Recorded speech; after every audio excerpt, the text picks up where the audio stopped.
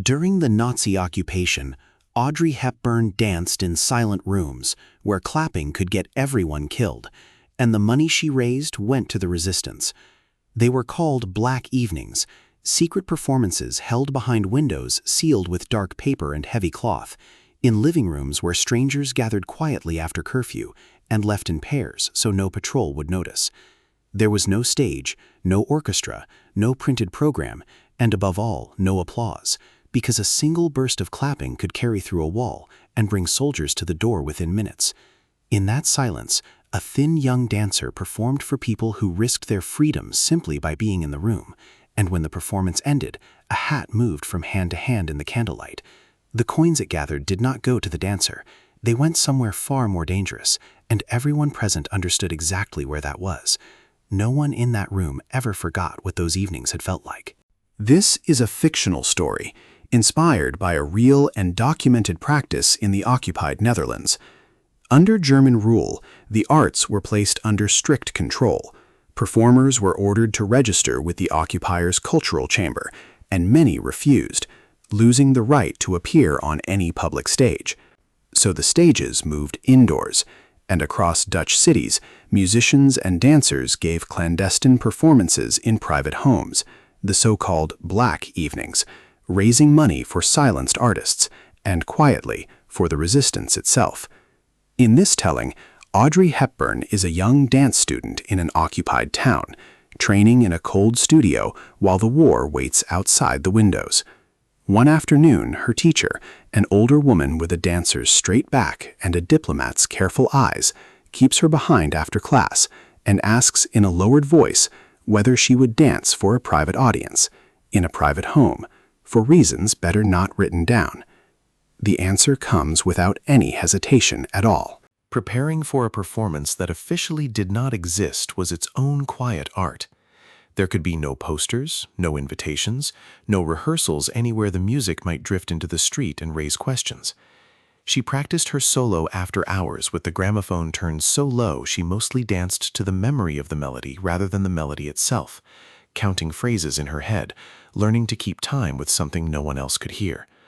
Her costume was nothing a theater would recognize, a plain dress that would draw no attention on the walkover, her worn ballet shoes hidden at the bottom of a shopping bag beneath a folded scarf and a few onions, the most ordinary camouflage the war could offer. The address reached her only the day before, spoken once and never repeated, a street name and a number she was told to remember and then forget she knew. Even her mother knew only that her daughter would be home late that particular evening and asked no further questions. The house looked like every other house on the street, which was precisely the point. Inside, the front room had been transformed with a solemn care she never forgot. Curtains drawn and pinned shut, dark paper taped over the glass, a single lamp draped with cloth so the light pooled small and golden in the center of the wooden floor. Chairs stood in close rows, and the audience arrived over the course of an hour, 2 people at a time, spacing their knocks so the door never opened often enough to be noticed. Nobody spoke above a murmur. Coats stayed on, because the house, like every house that winter, was cold. Somewhere behind her a clock had been stopped so it could not chime. She waited in the kitchen with her shoes finally on her feet, listening to the quiet gathering of strangers beyond the wall, and felt a stage fright no theater had ever given her, the knowledge that every person in that room was, simply by choosing to sit down in it, committing a crime against the occupation. Then the room settled, and she stepped into the small circle of lamplight and danced. There was almost no music, only a muted piano played so softly it was closer to a suggestion than a sound, and beneath it the silence of 40 people trying not to breathe too loudly. She had imagined that silence would feel like emptiness. Instead, it felt like attention itself, gathered and pressed close around her, a room full of people starving for something no ration card could provide. She danced the way she had been trained, precisely, cleanly, but something else entered the movement that evening, something she could never quite name afterward. For a few minutes, in a sealed room in an occupied country, there was no war. There was only the small golden light, the hush of held breath, and a young woman turning slowly through it. offering the one thing she had that the occupation had never managed to confiscate from her.